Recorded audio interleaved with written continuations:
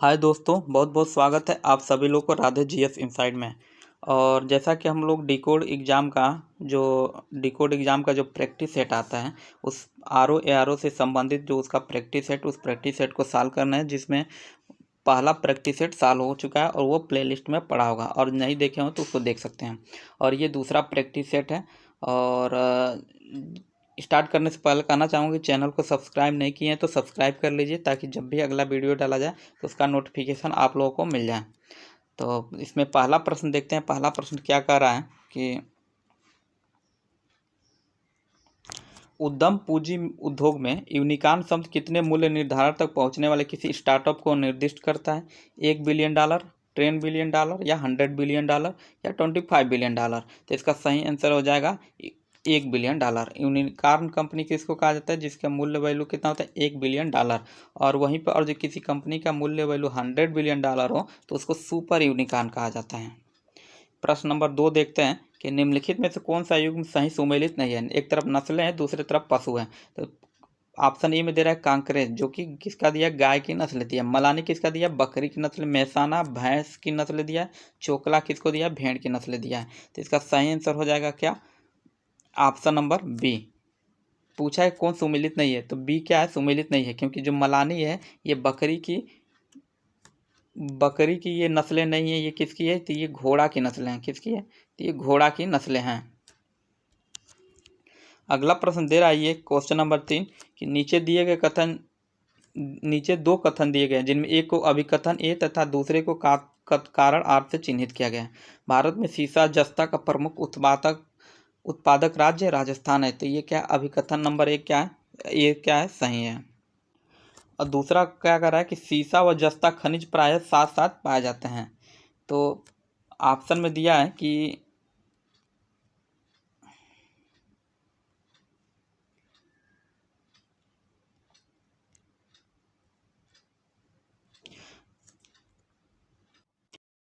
Option में ये दिया कि दोनों कथन ए तथा आर सत्य है और आर ए की सही व्याख्या कर रहा है। फिर दिया दोनों ए तथा आर सत्य है और आर ए की सही व्याख्या नहीं कर रहा है। नीचे दिया कि ए सत्य है किंतु आर असत्य है, ए असत्य है किंतु आर असत्य है। इसका सही आंसर हो जाएगा ऑप्शन नंबर ए है। ऑप्शन नंबर ए इसका क्या हो जाएगा? सही है कि दोनों सत्य है और आर ए की सही व्याख्या कर रहा है। देखिए ऐसे प्रश्नों में जब भी सॉल्व करना होता है ना, तो जो कथन दिया होता है ना, और जो कथन और कारण तो जो पता हो गया सही है कि नहीं है, वो तो साधारण मतलब पढ़ेंगे तो पता ही चल जाएगा सही है कि नहीं। और उसका सही व्याख्या कर रहा है कि नहीं, ये जांच करने के लिए क्या करना है, जो कथन दिया है ना उस कथन के आगे क्योंकि लगा के ये दूसरा कारण तुरंत कारण पढ़ लेंगे। और जो कथन के बाद से जो कारण उसका सही मतलब एक्सप्लेन नहीं कर रहा है और उसके अनुसार ही रह रहा है, तो मान लेंगे कि सही कथन और मतलब दोनों सही है और व्याख्या भी कहीं कर रहा है। तो और जब हम इसको पढ़ें कि भारत में सीसा जस्ता का प्रमुख उत्पादक राज्य राजस्थान है, क्योंकि सीसा व जस्ता खनिज प्राय साथ साथ पाए जाते हैं। क्या है कि ये कथन का कारण जो है ये सही लग रहा है, ठीक है। इसका सही मतलब लग रहा है कि व्याख्या सही है, तो इसको क्या कर लेंगे? सही मान ऑप्शन नंबर ए कर सही कर देंगे कि सही व्याख्या कर रहा है। क्वेश्चन नंबर 3 देखते हैं क्या कर रहा है। क्वेश्चन नंबर 3 कह रहा है कि सूची 1 को सूची 2 से मतलब कौन सा सही सुमेलित है? Tiger reserve. क्वेश्चन नंबर 4 है ये कि सूची 1 को सूची 2 से सुमेलित कीजिए तथा नीचे दिए गए कूट से सही उत्तर का चयन कीजिए। मुकुंदरा हिल्स कहाँ है? ये अरुणाचल प्रदेश में है, दिया है। सही उत्तर का चयन करना है, ठीक। इसको हिंदी में साथ लेने पे जो नीचे का ऑप्शन है वो एक साथ नहीं आ रहा था, तो इसको हम लोग इंग्लिश में ही देख लेते हैं। पहला क्या कर रहा है? मुकुंदरा हिल्स, सामने दिया है अरुणाचल प्रदेश। दूसरा है दंपा राजस्थान। फिर उसके बाद से पक्के कर्नाटका में और कोली मिजोरम में। तो इसका सही आंसर हो जाएगा ऑप्शन नंबर, पहले मिलान कर लेते हैं, देख लेते हैं कौन कहाँ है। तो मुकुंदरा जो हिल्स है ये राजस्थान में है। ए का किस में मिलेगा? 2 में मिलेगा। अब मुकुंदरा हिल्स राजस्थान में, तो ए का 2 में मिल रहा है, तब ऑप्शन में पहले चेक कर लेंगे कि ए किस ऑप्शन में ए से मिल रहा है। तो ऑप्शन ए में नहीं मिल रहा है, क्योंकि इसमें थर्ड दिया है और राजस्थान दूसरे ऑप्शन में है, लिस्ट 2 में। तो बी में मिल रहा है तो ये सही हो सकता है, सी में मिल रहा है ये भी सही हो सकता है, डी में नहीं मिल रहा है तो ये कैंसिल हो जाएगा। उसके बाद से आता है दंपा। तो दंपा कहाँ है? मिजोरम में है। तो अब देख लेंगे बी का किससे मिल रहा है? बी का 4 में मिल रहा है। ठीक। बी का 4 से मिल रहा है, यानी कि दम्पा का है मिजोरम। अब देख लेते हैं कि बी किस ऑप्शन में 4 से मिल रहा है। तो ए में नहीं मिल रहा है तो यह सही हो सकता है, लेकिन पहले ही एक वजह से कैंसिल हो गया तो ये भी क्या हो जाएगा, कैंसिल हो जाएगा। बी में नहीं मिल रहा है, सी में मिल रहा है। ठीक, सी में मिला, ए का 2 भी मिल रहा है, बी का 4 भी मिल रहा है, सी में है। ठीक, और आगे किसी भी ऑप्शन में बी का 4 नहीं मिल रहा है, इसलिए ऑप्शन नंबर इसका क्या हो जाएगा, सी सही हो जाएगा। देखिए ऐसे प्रश्नों को पूरा प्रश्न देखने की जरूरत तब पड़ती है जब लास्ट तक नहीं मिल रहा है, लेकिन और जो एलिमिनेट हो जाए और एक मिल गया तो बाकी सभी मिल जाता है। इसलिए ये प्रश्न हो दिखते बहुत थोड़ा कठिन है, लेकिन होते बहुत आसान है। और एक मिल गया तो बाकी सब मिल जाएगा, तो आगे प्रश्न देखने की जरूरत ही नहीं पड़ेगी। ठीक, अगला प्रश्न क्वेश्चन नंबर 5 देखते हैं कि परिवार नियोजन को बढ़ावा देने के लिए उत्तर प्रदेश सरकार द्वारा सिम्सा की स्थापना किस वर्ष की गई थी। क्वेश्चन नंबर 5 है कि परिवार नियोजन को बढ़ावा देने के लिए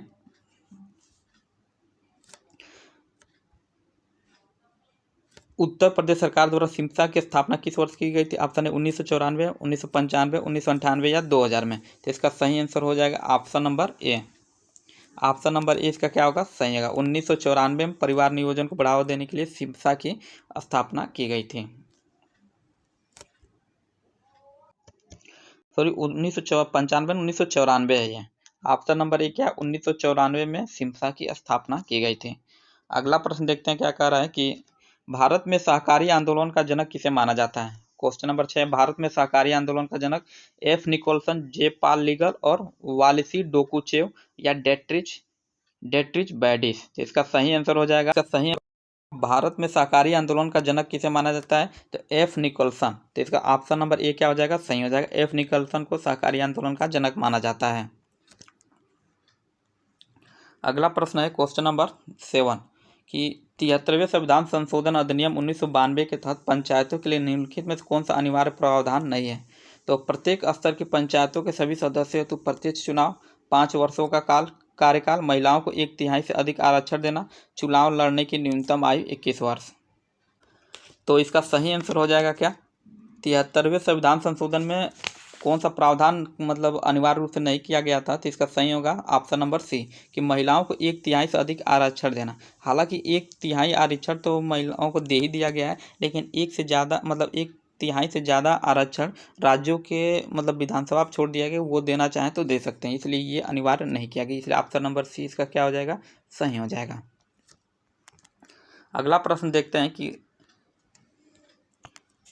remember your humanity pathway to sustainable food security पुस्तक किसने लिखी थी। Remember your humanity pathway to sustainable food security, M S. Randhawa, Subhash Palekar, M S. Swaminathan या प्रोफेसर रतनलाल। तो इसका सही आंसर हो जाएगा क्या, क्वेश्चन नंबर क्या है, ये 8 है। तो इसका सही आंसर होगा आपका option number C, remember your humanity pathway to sustainable food security पुस्तक किसने लिखा था, एम.एस. स्वामीनाथन है। किसने, तो एम.एस. स्वामीनाथन ने इस पुस्तक को लिखा था। और यहीं पे एम.एस. रंधावा के बारे में देखें कि इन्होंने भारतीय कृषि का इतिहास लिखा था। ये जितने भी नाम दिया है ये सभी लोगों ने कृषि से ही संबंधित कुछ न कुछ किताबें लिखी थी। और सुभाष पालेकर के बारे में देखें तो ये the principle of spiritual farming नामक किताब को लिखा था। और अगला प्रश्न देखते हैं क्वेश्चन नंबर 9, आनंद भट्ट द्वारा रचित बल्लाल चरित। प्रश्न क्या है कि आनंद भट्ट द्वारा रचित बल्लाल चरित में बंगाल के किस वंश में मिलता है, पाल वंश, सेन वंश, गणेश वंश या इलियांस वंश। इसका सही आंसर हो जाएगा ऑप्शन नंबर बी, सेन वंश। आनंद भट्ट द्वारा रचित बल्लाल चरित में बंगाल के सेन वंश का वर्णन मिलता है। अगला प्रश्न देखते हैं क्वेश्चन नंबर 10, वित्तीय संपत्ति प्रतिभूतिकरण एवं पुनर्निर्माण और सुरक्षा हित अधिनियम सरफेसी अधिनियम संसद द्वारा किस वर्ष पारित किया गया। 1998 में, 2001 में या 2002 में या 2003 में। तो इसका सही आंसर हो जाएगा क्वेश्चन नंबर 10 का ऑप्शन नंबर सी, 2002 में। वित्तीय संपत्ति प्रतिभूतिकरण एवं पुनर्निर्माण और सुरक्षा हित अधिनियम 2002 में पारित किया गया। ऑप्शन नंबर सी इसका क्या हो जाएगा, सही हो जाएगा। अगला प्रश्न कर रहा है सूची 1 को सूची 2 से सुमेलित कीजिए तथा नीचे दिए गए कूट से सही उत्तर का चयन कीजिए। पुस्तक 1 और उसके पुस्तक और एक तरफ लेखक दिया है। India for Indians, A nation in making, hits for self culture या इंडिया डिवाइडेड। तो इसका देखिए हिंदी में करने से एक साथ नहीं हो रहा है, तो इसको थोड़ा इंग्लिश में हम लोग देख लेते हैं। India for Indians, India for Indians किसका है? तो ये चित्तरंजन दास का है, अर्थात ए का किससे मिल रहा है? 4 से। अब देख लेंगे कि ए का 4 से कौन किस ऑप्शन में है, और जो तो ऑप्शन नंबर ए में नहीं है तो ये क्या हो जाएगा? कैंसिल, अर्थात ये सही नहीं होगा। बी में है तो ये सही हो सकता है, सी में नहीं है तो ये भी कैंसिल हो जाएगा, और ए का डी में है तो ये भी सही हो सकता है। अर्थात बचा कितना? बी और सी कैंसिल हो गया, ए और डी बचा। अगला देखें, ए nation in making. A nation in making किसका लिखा है? सुरेंद्र नाथ बनर्जी। तो बी का किससे मिला है? थर्ड से। अब देखें किस ऑप्शन में बी का थर्ड मिल रहा है। बी में नहीं मिल रहा है तो कैंसिल हो जाएगा। बी में, एक मिनट,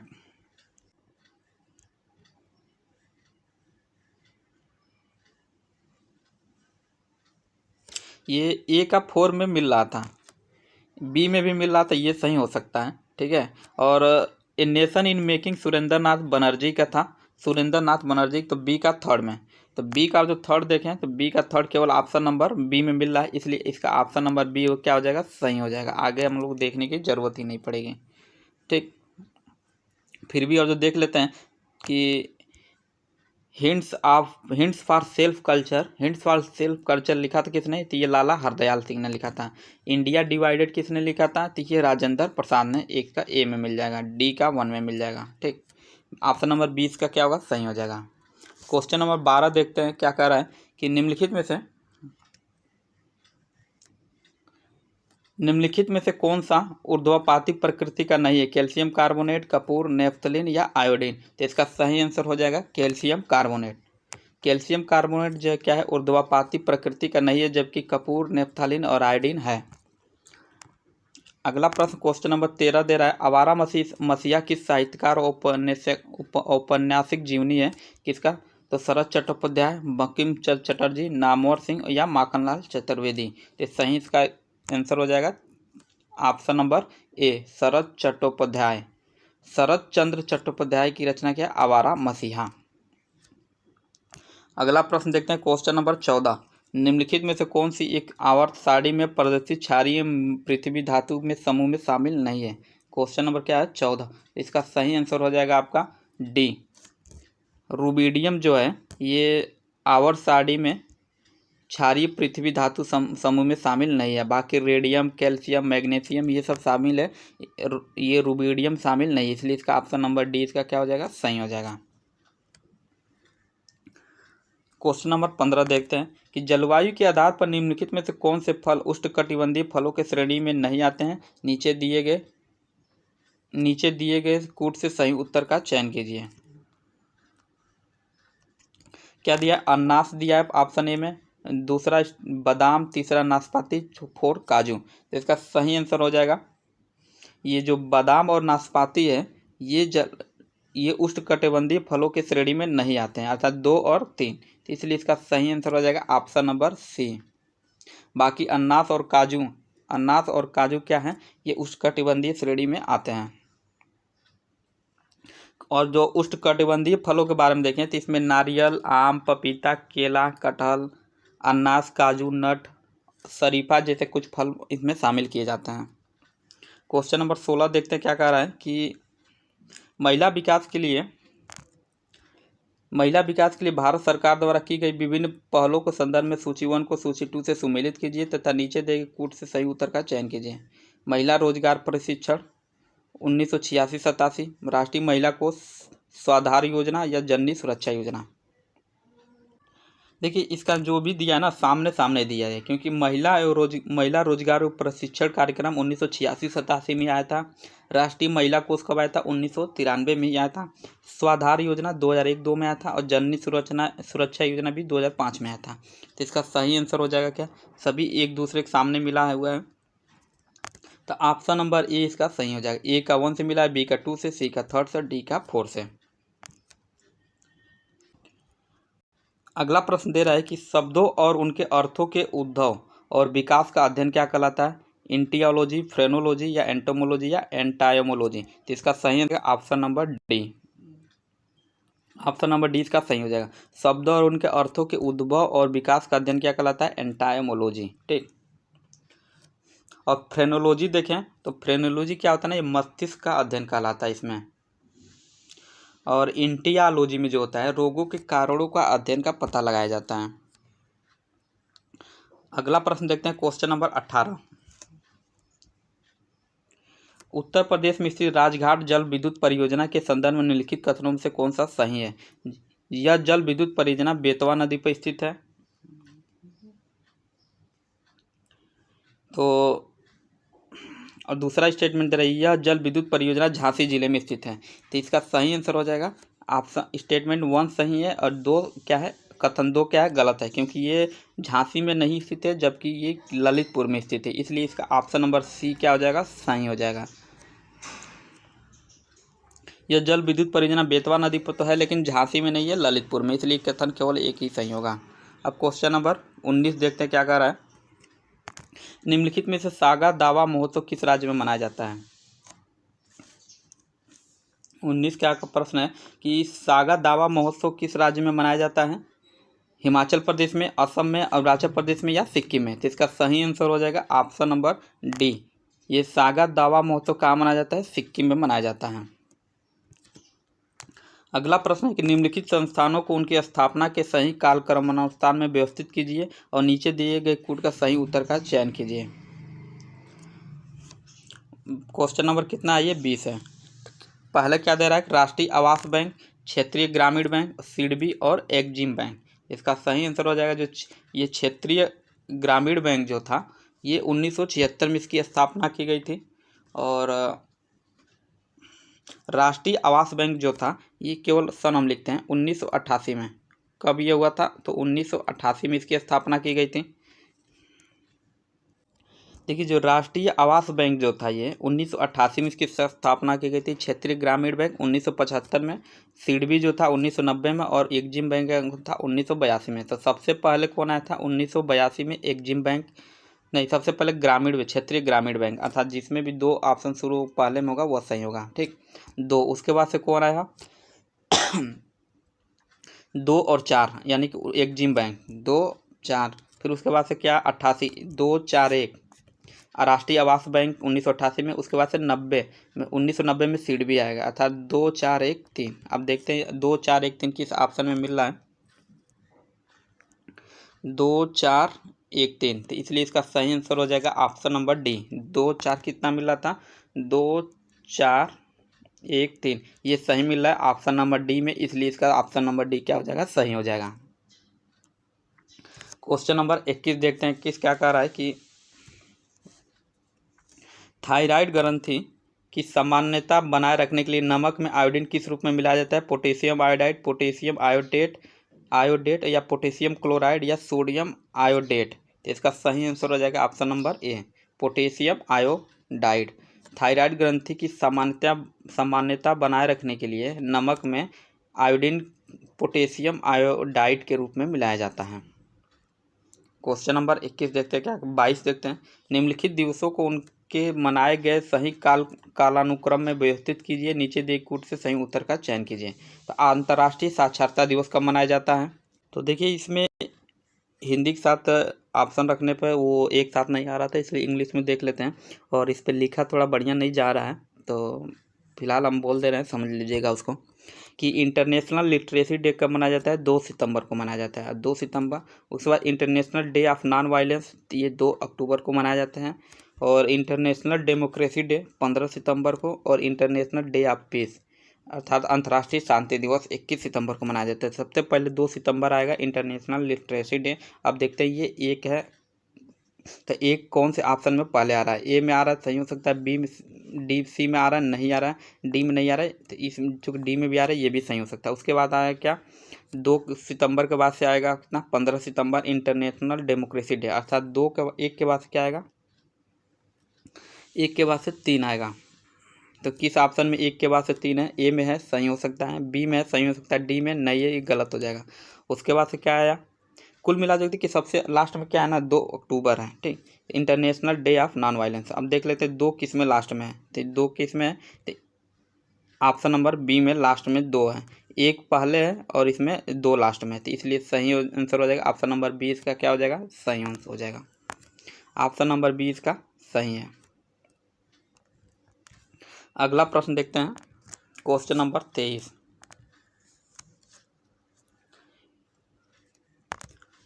होम्योपैथी के जन्मदाता कहे जाने वाला डॉक्टर क्रिश्चियन फ्रेडरिक सैमुअल हेलीमैन का संबंध किस देश से है, फ्रांस से, जर्मनी से, संयुक्त राज्य अमेरिका से या स्पेन से, तो इसका सही आंसर हो जाएगा जर्मनी से। क्या हो जाएगा, जर्मनी से। एक प्रश्न यहाँ से और पूछता है कि होम्योपैथी का जन्मदाता किसे माना जाता है, तो ये डॉक्टर क्रिश्चियन फ्रेडरिक, जिन्हें सैमुअल हेलीमैन भी कहा जाता है। अगला प्रश्न क्वेश्चन नंबर 24 देखते हैं, क्या कह रहा है कि निम्नलिखित में से कौन सा युग्म सही सुमेलित नहीं है, कौन सा युग्म सही सुमेलित नहीं है। परीक्षण क्या है, एक तरफ परीक्षण है, दूसरी तरफ बीमारी की संभावना है, तो डिक परीक्षण किससे है, स्कारलेट ज्वर से, विडाल परीक्षण टाइफाइड दिया, एलिसा परीक्षण एड्स दिया, और स्वीट परीक्षण क्या दिया है, मलेरिया दिया है, तो इसका सही आंसर हो जाएगा ऑप्शन नंबर डी, क्योंकि ये जो स्वेट परीक्षण है ये मलेरिया से संबंधित नहीं है, कि ये किससे संबंधित है, ऑप्शन नंबर डी जो स्वेट परीक्षण है ये सिस्टिक फाइब्रोसिस से संबंधित है। बाकी डिक परीक्षण स्कारलेट ज्वर से संबंधित है, बिडाल परीक्षण टाइफाइड से संबंधित है, एलिसा किसे एड्स से संबंधित है, इसलिए ऑप्शन डी नंबर इसका क्या हो जाएगा, सही हो जाएगा। क्वेश्चन नंबर 25 देखते हैं, निम्नलिखित में से कौन से युग्म सही सुमेलित है, नीचे दिए कूट का सही उत्तर चयन कीजिए। आर्यभट्ट नक्षत्रशाला गाजियाबाद, वीर बहादुर सिंह नक्षत्रशाला गोरखपुर, और इंदिरा गांधी नक्षत्रशाला प्रयागराज, तो 25 का सही आंसर हो जाएगा ऑप्शन नंबर बी, क्योंकि ये जो आर्यभट्ट नक्षत्रशाला है ये गाजियाबाद में नहीं है, ये रामपुर में है, ठीक। और उसके बाद से जो वीर बहादुर सिंह नक्षत्रशाला ये गोरखपुर में है। वीर बहादुर जो गोरखपुर का जो प्रयोग नक्षत्रशाला है इसको वीर बहादुर सिंह नक्षत्रशाला कहा जाता है। ये केवल 2 सही है, और तीसरा जो है ना कि ये इंदिरा गांधी नक्षत्रशाला ये प्रयागराज में नहीं है, ये कहाँ है, लखनऊ में है, ठीक। और जो प्रयागराज में नक्षत्रशाला है उसको जवाहरलाल नक्षत्रशाला कहा जाता है, जिसकी स्थापना 1979 में हुई थी, इसलिए इसका ऑप्शन नंबर बी का क्या हो जाएगा, सही हो जाएगा। अगला प्रश्न राज्य व्यवस्था से संबंधित है, तो भारतीय संविधान का कौन सा अनुच्छेद यह बंद करता है कि यदि कोई व्यक्ति स्वेच्छा से किसी अन्य देश की नागरिकता ग्रहण कर लेता है तो भारत का नागरिक नहीं माना जाएगा। क्वेश्चन नंबर क्या है, 26। ऑप्शन नंबर ए अनुच्छेद 8, अनुच्छेद 9, अनुच्छेद 10 या अनुच्छेद 11, तो इसका सही आंसर हो जाएगा अनुच्छेद नंबर 9। इससे में ये प्रावधान किया गया ना, कोई व्यक्ति और किसी अन्य देश की नागरिकता ग्रहण कर लेता है तो भारत का नागरिकत्व वो स्वतः ही निष्क्रिय हो जाएगा, भारत की नागरिकता उसकी खत्म हो जाएगी। Question number option number B है अनुच्छेद 9। और नागरिकता की बात करें तो अनुच्छेद 5 से लेकर 11 तक नागरिकता संबंधी प्रावधानों को दिया गया है, और यही अनुच्छेद 11 कहता है कि अनुच्छेद 11 के संबंध में यह है कि संसद को यह अधिकृत करता है कि वो नागरिकता के अर्जन तथा समाप्ति के तथा नागरिकता से संबंधित अन्य विषयों के संबंध में ये क्या कानून बना सकती है। अगला प्रश्न देखते हैं, क्वेश्चन नंबर 10 क्या कर रहा है कि निम्नलिखित में से कौन सा युग्म सही सुमेलित नहीं है। किर्गिस्तान की राजधानी क्या है, Bishkek, Uzbekistan Tashkent, Turkmenistan Dushanbe या कजाकिस्तान नूर सुल्तान, तो क्वेश्चन नंबर 27 का सही आंसर हो जाएगा ऑप्शन नंबर सी, क्योंकि ये जो तुर्कमेनिस्तान है इसकी राजधानी दुशांबे नहीं है, जबकि बल्कि इसकी राजधानी कहाँ है, इसकी राजधानी अशगाबाद है। तुर्कमेनिस्तान की राजधानी क्या है, अशगाबाद है, और ये जो दुशांबे है ये ताजिकिस्तान की राजधानी है। अगला प्रश्न देखते हैं क्या कर रहा है कि 28। अगला प्रश्न है कि केंद्र द्वारा संचालित कपिला अभियान निम्नलिखित में किससे संबंधित है। कपिला स्वदेशी गायों की नस्लों में सुधार के लिए, बौद्धिक संपदा अधिकारों के प्रति जागरूकता प्रसारित करने के लिए, मत्स्य पालन क्षेत्र में निर्यात को बढ़ावा देने के लिए, या किसानों को उच्च गुणवत्ता के सस्ते बीजों को उपलब्ध कराने के लिए, तो इसका सही आंसर हो जाएगा ऑप्शन नंबर बी। जो कपिला अभियान है ये बौद्धिक संपदा अधिकारों के प्रति जागरूकता प्रसारित करने के लिए है, ऑप्शन नंबर बी शुरू हो जाएगा।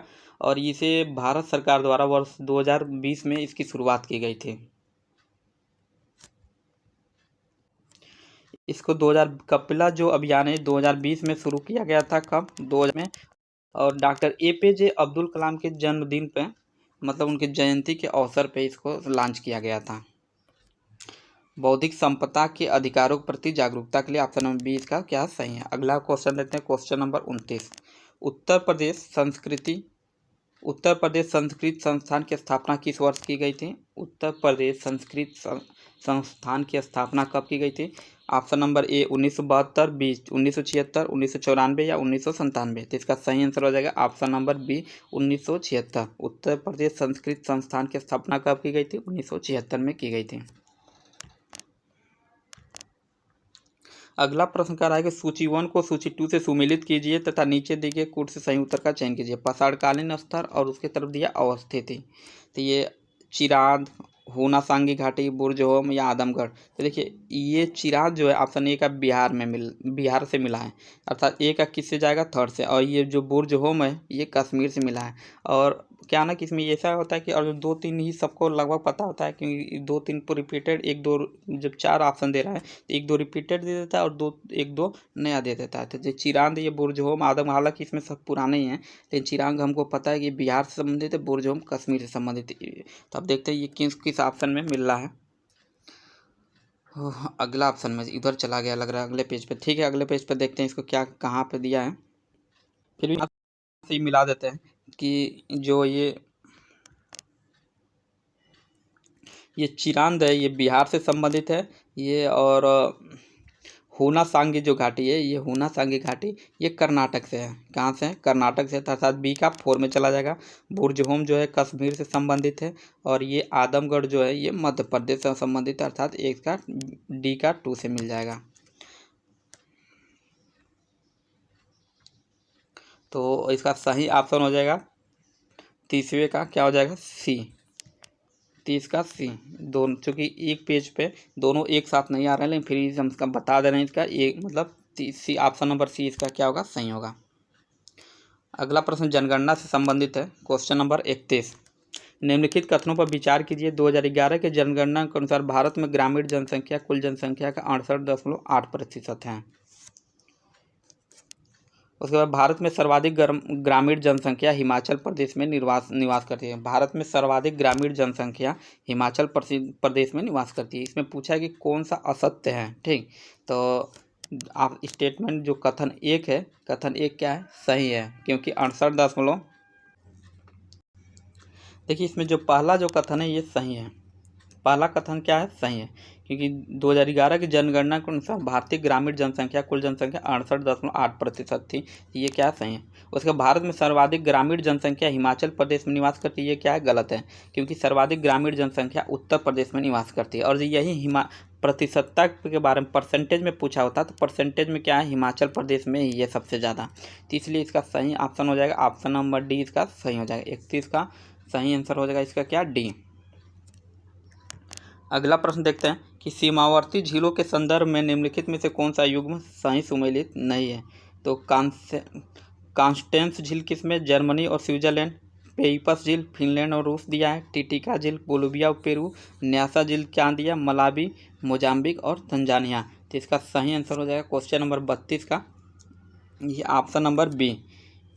पूछा है कौन सुमेलित नहीं है, तो ये पेइपस झील है ये सुमेलित नहीं है, ऑप्शन नंबर बी, क्योंकि ये फिनलैंड और ये रूस के बीच में नहीं है। और ये है ये जो झील है ये रूस और एस्टोनिया, क्या है? रूस और एस्टोनिया, रूस और एस्टोनिया।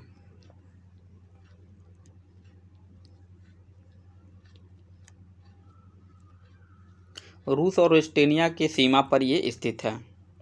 बाकी जो दिया है कांस्टेंस झील जर्मनी स्विट्जरलैंड, टिटिका झील बोलिविया और पेरू, न्यासा झील मलावी मोजाम्बिक तंजानिया, ये क्या है? सही है। अगला प्रश्न है क्वेश्चन नंबर 33। निम्नलिखित में से कौन सा एक भारतीय संविधान के भाग 4 के अंतर्गत मूल कर्तव्यों में शामिल नहीं है? तो भारत की अखंडता की रक्षा करना ये भी है। मानवतावाद की भावना को विकास करना ये भी है। परिवार नियोजन का प्रयास ये सी क्या है? ये कर्तव्यों में नहीं है।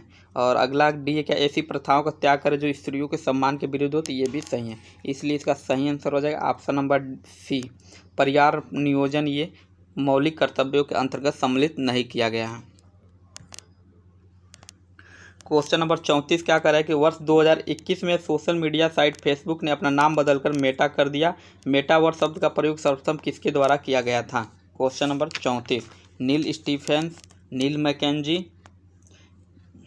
नील पैट्रिक या नील मैथ्यूज? इसका सही आंसर हो जाएगा क्या, क्वेश्चन नंबर 34 है तो ऑप्शन नंबर ए इसका क्या हो जाएगा, ए सही हो जाएगा, क्योंकि नील स्टीफेंसन ने इसका नाम मेटावर्स शब्द का प्रयोग सबसे पहले किया था। उसके बाद अगला क्वेश्चन देखते हैं 35 की मिलान करने वाला है कि सूची 1 को सूची 2 से सुमिलित कीजिए तथा नीचे दिए गए कुल से सही उत्तर का चयन कीजिए। गाजर में कैविटी स्पॉट मैगजीन, मटर में मार्स रो कैल्शियम, फूलगोभी में विल टेल या चुकंदर में हर्ट राट। तो एक साथ करने पे ये शायद छोटा पड़ जा रहा है, ठीक है, तो फिर भी देखते हैं, हम बता दे रहे हैं कौन किससे संबंधित है। तो जो गाजर में कैविटी स्पॉट है, गाजर में कैविटी स्पॉट ये कैल्शियम की कमी से होता है, ए का 2 में सुमेलित होगा। उसके बाद मटर में मार्स जो रोग होता है ये मैग्नीज की कमी से होता है, जो बी का 1 में सुमेलित हो रहा है। फूलगोभी में जो व्हीप टेल होता है, फूलगोभी में व्हील टेप ये मालीबेडेनम से संबंधित है, मालीबेडेनम से संबंधित है। और चुकंदर में जो हर्ट रोग है ये बोरान से संबंधित है। किससे है? ये तो बोरान से संबंधित है, अर्थात ए का 2 में, बी का 1 में, फिर सी का 4 में, डी का 3rd में। इसका सही ऑप्शन किस में मिल रहा है? ऑप्शन नंबर बी, ए का 2 में, बी का 1 में और सी का 4 में, डी का 3rd में। ऑप्शन नंबर बी इसका क्या हो जाएगा? सही हो जाएगा। क्वेश्चन नंबर 36 का है कि भारतीय संविधान के अनुच्छेद 371 क के अंतर्गत देश के किस राज्य में विशेष स्थिति प्रदान की गई है? क्वेश्चन नंबर 36, तो इसका सही आंसर हो जाएगा महाराष्ट्र, गुजरात, नागालैंड, असम, मणिपुर और मणिपुर ही है। तो इसका सही आंसर हो जाएगा क्या? मणिपुर। 371 के अंतर्गत देश के किस राज्य में विशेष स्थिति प्रदान की गई है? तो ये नागालैंड में। वहीं केवल आर्टिकल 371 के बारे में कहें, ये गुजरात और महाराष्ट्र के राज्यों को विशेष प्रावधान प्रदान करता है। अगला क्वेश्चन है question number 37, non plastic fire play के लिए प्रसिद्ध बांस मकरी खो क्षेत्र उत्तर प्रदेश के किस जिले में स्थित है? ललितपुर में, मिर्जापुर में, हमीरपुर में, सोनभद्र में। तो इसका सही आंसर हो जाएगा option number B, Mirzapur. Non plastic fire clay के लिए प्रसिद्ध बांस मकरी खो क्षेत्र उत्तर प्रदेश के किस जिले में स्थित है? तो ये मिर्जापुर में स्थित है।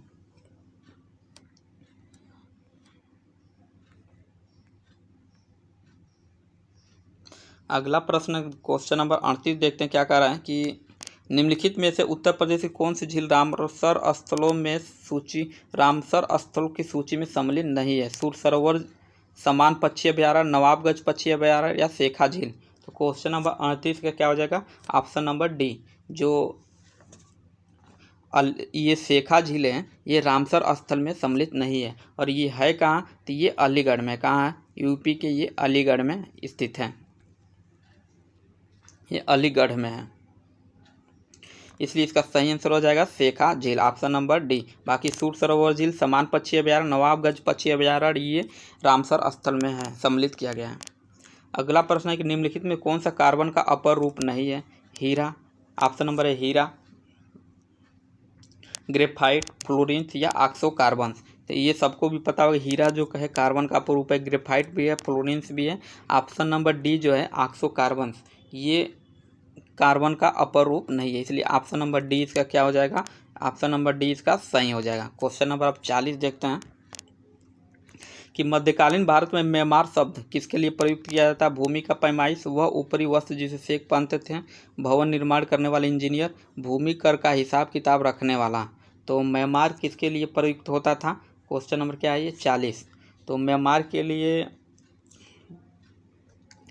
भूमि पैमाइश, व ऊपरी वस्त्र जिसे सेक बांधते थे, भवन निर्माण करने वाले इंजीनियर। तो इसका सही आंसर हो जाएगा ऑप्शन नंबर सी, भवन निर्माण करने वाले जो इंजीनियर होते थे उनको क्या कहा जाता था? मेमार कहा जाता था, उनको मेमार कहा जाता था। और जो भूमि की जो पैमाइश करते थे उन्हें क्या कहते थे? तो उन्हें मसाहत, क्या बोलते थे उन्हें? मसाहत। उन्हें मसाहत कहा जाता था। अब वह ऊपरी वस्त्र जिसे शेख पहनते थे उसको खिरका बोला जाता था। किसका? उसको क्या बोला जाता था? उसको खिरका। इस पर लिखा नहीं जा रहा लेकिन उसको बता देना, उसको खिरका कहा जाता था। और भूमि कर का हिसाब किताब रखने वालों के लिए कानून शब्द यूज किया जाता था। इसके लिए क्या होता था? इसके लिए कानून, इसके लिए कानून शब्द यूज किया जाता था।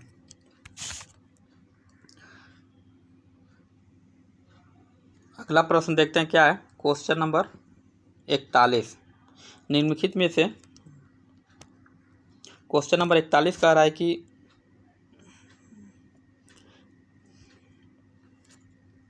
निम्नलिखित में से कौन सा युग्म सही सुमेलित नहीं है? एक संचार एजेंसी, दूसरा संबंधित देश। राइटर, अंसा, इंतिम या ताश। तो राइटर किसे दिया है? ब्रिटेन से संबंधित है। और अंसा किससे है? इटली से संबंधित है। इंतिम किससे है? फिलिप से। और ताश रूस से। तो ये सही, ये जो इंतिम जो है ये फिलिस्तीन से संबंधित नहीं है, ये इसराइल से संबंधित है। किससे? इसराइल से। इसलिए ऑप्शन नंबर सी इसका क्या हो जाएगा? सही हो जाएगा। इतिम इस फिलिस्तीन से नहीं, इसराइल से संबंधित है। और जो फिलिस्तीन का जो अखबार है, जो समाचार एजेंसी है, उसको वफा के नाम से जाना जाता है। फिलिस्तीन को क्या का समाचार एजेंसी क्या है? तो वो वफा है। क्या है? वफा। ठीक। और यतीम क्या है? इसराइल से संबंधित है। अगला प्रश्न देखते हैं। क्वेश्चन नंबर 42 कह रहा है कि निम्नलिखित में कौन सा युग्म सही सुमेलित नहीं है? ग्राम उज्ज्वला योजना 2021, प्रोडक्शन लिंक्ड इंसेंटिव योजना PLI। ये देखिए 2021 या 22 में प्रश्न में पूछा था कि PLI को क्या, इसका पूरा नाम क्या है? तो देखिए प्रश्न कहीं से भी कुछ भी पूछ सकता है। अगला है कि सी धरोहर गोद लो परियोजना, परफॉर्म अचीव एंड ट्रेंड योजना। तो इसका सही आंसर देखते हैं क्या हो जाएगा। Question number 42। तो ग्राम उजाला योजना कब आया था? तो ये 2021 में ही आया था। प्रोडक्शन लिंक्ड इंसेंटिव योजना 2020 में ही आया था। उसके बाद धरोहर गोद लो परियोजना 2017 में ही आया था। और ये जो परफॉर्म अचीव एंड ट्रेंड योजना 2018 में नहीं बल्कि ये कब आया था? तो ये 2012 में इसको लॉन्च किया गया था। इसलिए ऑप्शन नंबर डी इसका क्या हो जाएगा? सही हो जाएगा। पूछा कौन असत्य नहीं है, मतलब सुमेलित नहीं है, तो डी क्या है? सुमेलित नहीं है, बाकी सब सुमेलित हैं, इसलिए डी क्या हो जाएगा? सही हो जाएगा। अगला प्रश्न कह रहा है कि निम्नलिखित संस्थानों को उनकी स्थापना के सही कालानुक्रम में व्यवस्थित कीजिए। नीचे दिए कूट के सही उत्तर का चयन कीजिए। राष्ट्रीय रबड़ बोर्ड, राष्ट्रीय कॉफी बोर्ड, राष्ट्रीय चाय बोर्ड और राष्ट्रीय रेशम बोर्ड। तो इसको देखते हैं। तो देखिए जब राष्ट्रीय रबड़ बोर्ड जो था ये 1947 में इसकी स्थापना की गई थी। ये लिखा सही नहीं गया है लेकिन फिर भी बोल के हम बता दे रहे हैं 1947 है ये। और जो राष्ट्रीय कॉफ़ी बोर्ड जो है ये 1942 में इसकी स्थापना की गई थी। राष्ट्रीय चाय बोर्ड 1954 में इसकी स्थापना की गई थी। और राष्ट्रीय रेशम बोर्ड 1948 में इसकी स्थापना की गई थी। तो सबसे पहले क्या आ रहा है? राष्ट्रीय कॉफ़ी बोर्ड जो किससे संबंधित? दो में है, दो। उसके बाद क्या आ रहा है? 1947 में राष्ट्रीय रबड़ बोर्ड अर्थात 2-1। उसके बाद से क्या है? राष्ट्रीय रेशम बोर्ड 1948। तो 2-1-4-3। अब देखते हैं 2-1-4-3 किस ऑप्शन में मिल रहा है, वही ऑप्शन सही हो जाएगा। तो ऑप्शन नंबर ए में ही 2-1-4-3 मिल रहा है, इसलिए इसका सही आंसर हो जाएगा ऑप्शन नंबर ए।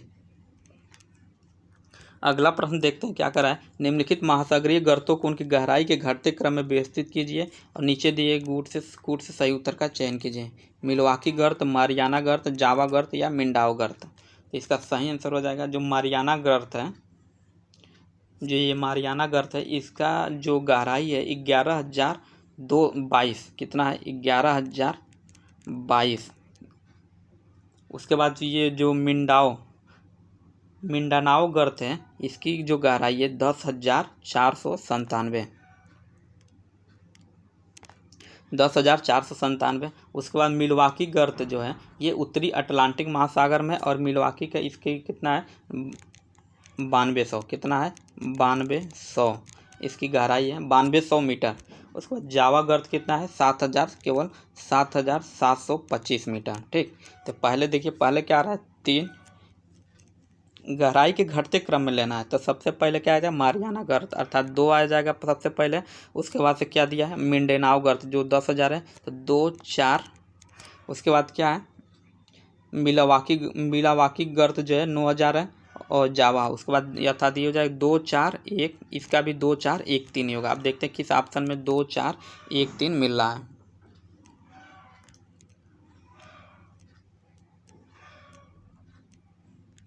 तो 2 4 1 3 ऑप्शन नंबर बी में मिल रहा है, इसलिए ऑप्शन नंबर बी इसका क्या हो जाएगा, सही हो जाएगा।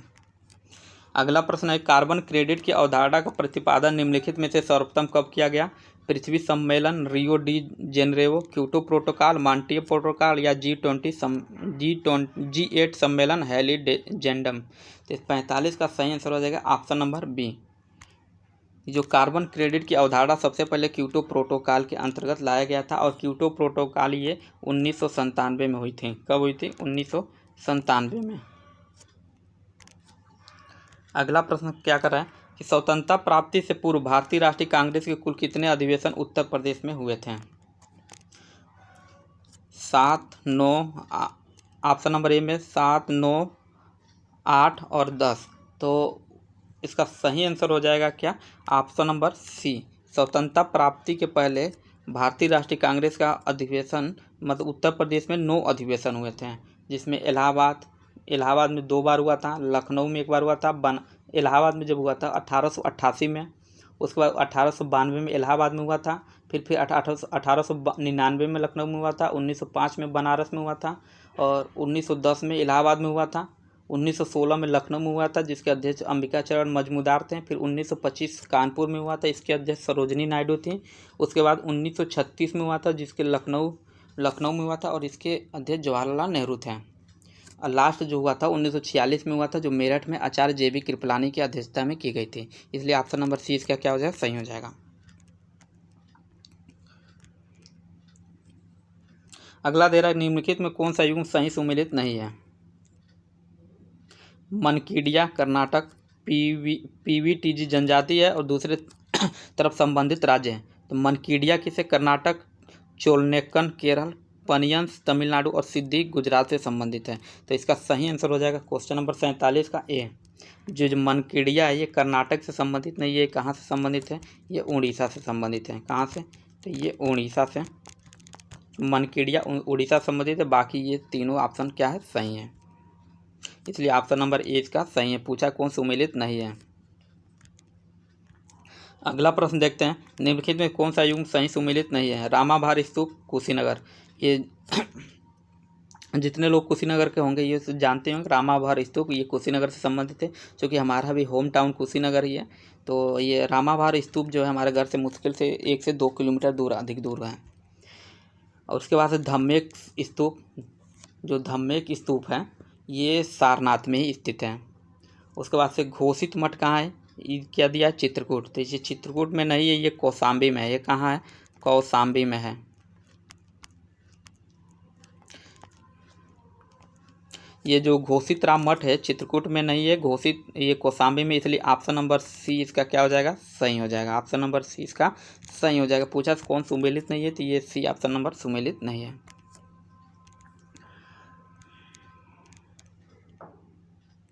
तो 49 क्या कर रहा है? सौरीपुर जैन मंदिर के संदर्भ में निम्नलिखित में से कौन सा कथन सही है?